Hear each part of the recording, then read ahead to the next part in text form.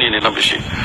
আমার একজন মায়ের সঙ্গে কথা হচ্ছিল, আমরা এক ফ্লাইটে আসছিলাম রংপুর সৈয়দপুর থেকে। উনি বলছেন যে এই যে আপনাকে পেয়ে ভালোই হয়েছে, আপনি শিক্ষামন্ত্রীকে গিয়ে একটা কথা বলবেন যে এই যে আপনারা কারুকলা শুরু করেছেন স্কুলে পড়ানো, এটা পড়ে কি হবে, আমার ছেলে কি জয়নুল আবেদিন হবে?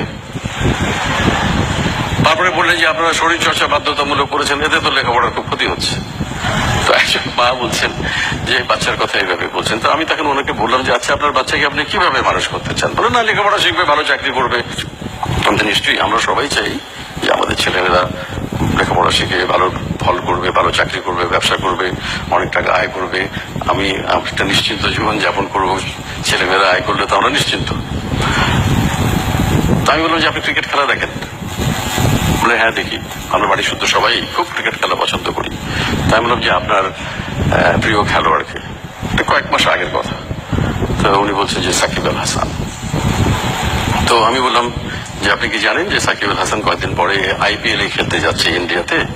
তো উনি ওখানে মাস দেড়েক থাকবেন, কলকাতা নাইট রাইডার্সের হয়ে খেলবেন, এবং সব খেলা যে খেলবেন এমনও না, কিছু খেলা খেলবেন, কিছু খেলা খেলবেন না। তো উনি কত টাকা পাবেন আপনি জানেন? তো বলে না, জানি না। আমি বললাম যে প্রায় 3.5 কোটি টাকা পাবেন।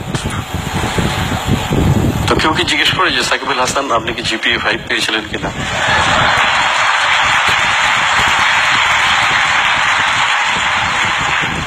আমি বললাম যে আমাদের একজন MP আছেন, সংসদ সদস্য, খুব ভালো গান করেন, মমতাজ বেগম।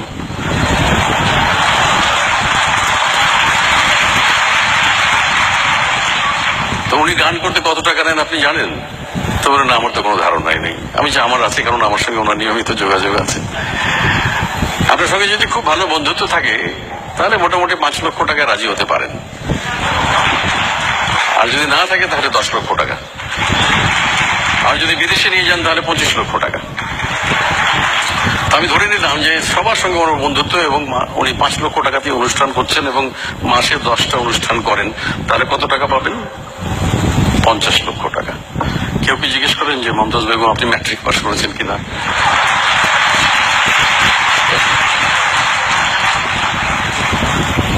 তো আমি বললাম যে আসলে পয়সা তো নানান ভাবে আয় করা যায়, তার জন্য যে সবসময় আপনাকে মহাপণ্ডিত হতে হবে এমন কোনো কথা নয়।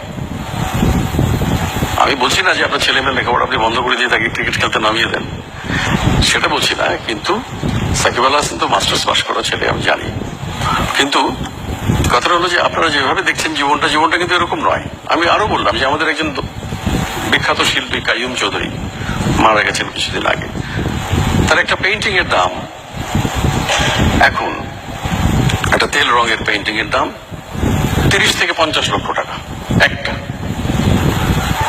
কেউ তো জিজ্ঞেস করেন, কোনোদিন খোঁজ করেননি যে কাইয়ুম চৌধুরী কি পাশ করেছেন? সুতরাং মানুষের মেধার বিকাশ নানান ভাবে হতে পারে। আমাদের সন্তানদের মধ্যে কিন্তু সেই সম্ভাবনাগুলো আমরা দেখবার কোনো চেষ্টা করি না। আমরা শুধু পাস, রেজাল্ট, ভালো রেজাল্ট, ক্লাসে তো একজন ছেলে ফার্স্ট হবে, একজন ছেলে সেকেন্ড হবে, তাই বলে যারা ফার্স্ট, সেকেন্ড, থার্ড, ফোর্থ এগুলো হবে না তাদেরকে আমরা বঙ্গোপসাগরে ভাসিয়ে দেবো? আমি তো বুঝতে পারি না। তাদের দিয়ে আর কিছু হবে না।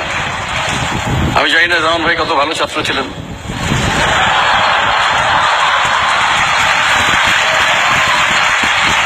তবে আমি ছিলাম না। তো যাই হোক, এখন এই যে আমি তারপরে আবার ওনাকে জিজ্ঞেস করলাম যে আচ্ছা, আপনি আইনস্টাইনের ছবি দেখেছেন? মহাবিজ্ঞানী, সর্বকালের শ্রেষ্ঠ বিজ্ঞানী বলা হয়। তো বলেছেন না, আমি দেখিনি। আমি যদি লক্ষ্য করে দেখবেন যে উনি যেখানেই যেতেন ওনার হাতে একটা ছোট্ট বাক্স থাকতো, এবং সেই বাক্সটার মধ্যে কি থাকতো জানেন আপনারা? একটা ভায়োলিন থাকতো, একটা বেহালা। তো অত বড় একজন বিজ্ঞানী,